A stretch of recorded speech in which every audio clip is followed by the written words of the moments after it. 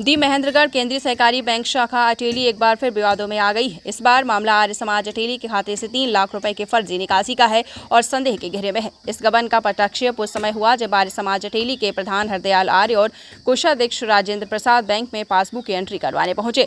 प्रधान हरदयाल आर्य ने बताया है कि जब उन्होंने खाते की जानकारी मांगी तो बैंक कर्मी ने खाते में मात्र 35,000 रुपए होना बताया, जबकि आर्य समाज के अनुसार खाते में 3.5 लाख रुपए से अधिक की राशि होनी चाहिए थी। आर्य समाज अटेली के प्रधान हरदयाल आर्य और कोषाध्यक्ष राजेंद्र प्रसाद व दूसरे पदाधिकारियों ने बैंक में शिकायत दी है। बैंक के डायरेक्टर व वाइस चेयरमैन दीपक मंडी व दूसरे डायरेक्टर ने आज बैंक का दौरा किया है। समाज के प्रधान हरदयाल आर्य ने इस पर आपत्ति जताते हुए उन्होंने पुनः खाता जांचने की मांग की है। जांच में पाया गया है कि 21 अप्रैल 2022 को खाते से 3 लाख रुपए निकाले गए। कोषाध्यक्ष राजेंद्र प्रसाद ने बताया है कि टोकी आर्य समाज के बैंक खाते से कोई भी निकासी यदि मान्य होती है उस पर प्रधान और कोषाध्यक्ष दोनों के हस्ताक्षर हों, लेकिन जिस चेक से या 3 लाख रुपए निकाले गए उसमें केवल प्रधान के हस्ताक्षर थे। आर्य समाज पदाधिकारियों का कहना है कि निकासी बिना नंबर के अंदर किसी की मदद के संभव नहीं हो सकती है। संस्था ने इस बात पर सवाल उठाए हैं कि अगर नियम अनुसार 2 हस्ताक्षरों से भुगतान संभव है तो केवल एक हस्ताक्षर पर भुगतान कैसे किया जाए। इसी बैंक शाखा में इससे पहले भी लगभग 29 लाख रुपए के फ्रॉड का मामला सामने आ चुका है। आर्य समाज के मामले की निष्पक्ष जांच की मांग है। उधर बैंक प्रबंधक भारती ने बताया है कि उन्हें अब तक इस संबंध में बताया गया है कि शिकायत आई है, इसको उच्च अधिकारियों को भेजा जा रहा है।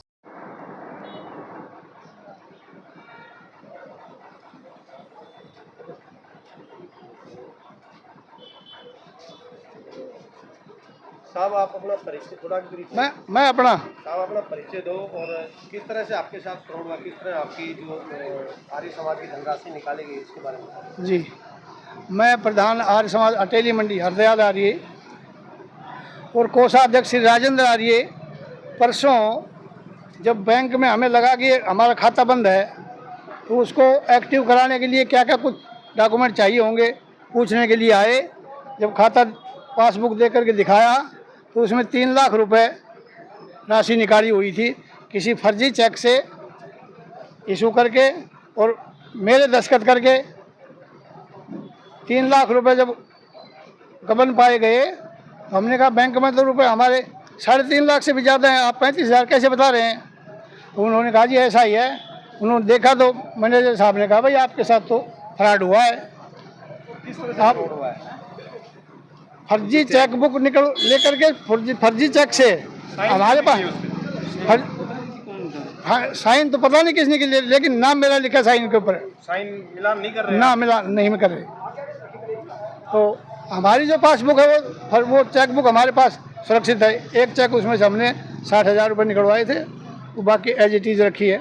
और ये चेक बुक दूसरी है, किसने इशू करी कैसे करी उसके माध्यम से इन्होंने निकाले हैं 3 लाख रुपए। किसी एक आदमी का है या पूरे बैंक पर आप आरोप? नहीं, बैंक पर ही है जी आरोप। तो एक आदमी को कैसे, हमने के कौन आदमी है, 3 आदमी, हमें आदमी का पता नहीं है कौन है ये। किस कैसी जगह आप? जगह नहीं, हम तो खाता में कदे पैसा जमा कराने खातर आया है, ना निकालना आवश्यकता नहीं पड़ी। कितनी साल में आप ये? 3 साल में आए हम तो, और वो भी अब पता भाई खाता बंद हो गया होगा तब एक्टिव करवाएं। अब बैंक से बाहर आए, शिकायतें क्या है? जी शिकायत दे दी हमने लिखित में। क्या शिकायत दी है, किसको दी है? हमने मैनेजर साहब को शिकायत दे दी है कि साहब हमारे साथ ये जैसा हुआ है ये फ्रॉड आपके सामने है और आप इसकी गहनता जांच करके दोषियों को दंड दो, हमारे 10 रुपये दिलवाए जाए। ये हमने लिख करके दे दिया है मैनेजर साहब को। 1-1.5 साल जो पहले इस बैंक में कुछ वो हुआ था फ्रॉड हुआ, तो पहले जब आपने हम बातचीत में नहीं आए ना, कोई ध्यान ना करो उस समय खाताधारकों ने वो अपनी हाँ आपने देखी थी, हमने तब भी नहीं देखी। अब आपने देखा है? अब देखे हुए समझा ना। तो ये तो अब पता चला हमें तो परसों। खजांची कौन है? खजांची राजेंद्र प्रसाद जी। खजांची जी आपने भी? नमस्ते जी। तो आपको देखना चाहिए, तो प्रधान का तो चलो काम कम रहता है, पर खजांची का ज्यादा रहता है। देखना क्या है जी, में भी आप चेक कर रहे हो?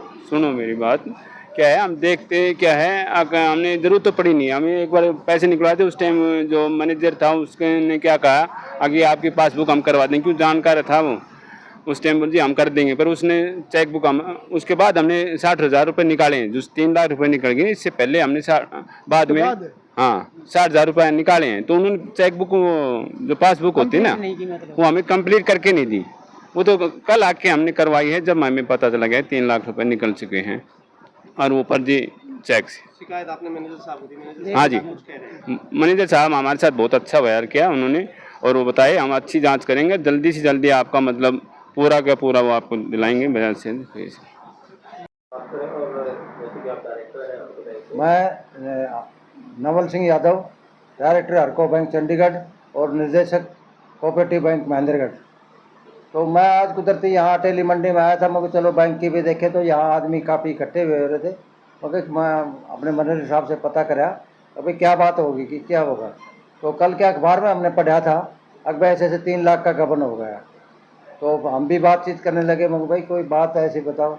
तो फिर वो जो प्रधान जी थे आर्य समाज वाले, वो यहाँ FIR वो करवाने लगे थे, शिकायत दर्ज करवा रहे थे। इससे तो कोई ना कोई बैंक की छवि खराब हो रही है। हर जब कल अखबार उसमें आया तो हर कोई यूँ कहने लगा अब आप किस बैंक के डायरेक्टर हो? मगर जी मैं हरको बैंक चंडीगढ़ का भी डायरेक्टर हूँ और यहाँ महेंद्रगढ़ सेंट्रल कोऑपरेटिव बैंक का भी डायरेक्टर हूँ। तो बोले चोर बैंक का? मैं यार चोर बैंक कैसे कह रहे हो? बोले आज का अखबार पढ़ो। उन्होंने मेरे पास व्हाट्सअप भेजा तो उसमें पढ़ा तो वो वाकई में वैसे चोर बैंक काला दिखा काम होगा। तो फिर हमने GM साहब से बात करी। मैं GM साहब बोले भाई मैं तो अभी सुबह उठाया हूँ, हमें तो पता नहीं। मगर जी चोर बैंक बता रहे हैं, हमें तो क्यों वो कर रहे हो?